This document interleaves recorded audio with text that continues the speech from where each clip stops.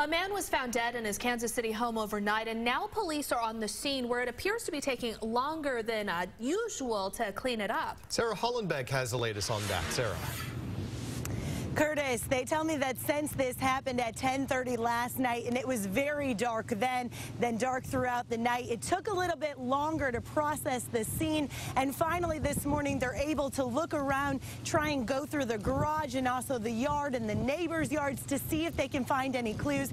You can see there are still a couple police officers out here this morning that are looking around this neighborhood. They tell us that at about 10:30 last night, the man's wife called 911 after finding her husband shot to death in their home at 5530 Munger Avenue. The man is in his 50s, and neighbors say that the family has lived in this neighborhood for years and that the couple plan to put their home on the market this month. Police haven't said who they're looking for or why they may have killed this homeowner, but they did say that they'll be out here for several hours looking for clues.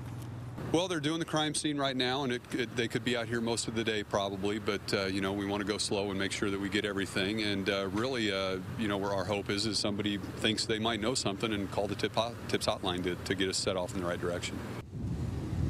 Young said that this is typically a very safe neighborhood and that they don't usually have a lot of criminal activity in this area. We're in the Northland. Sarah Hollenbeck, 41 Action News.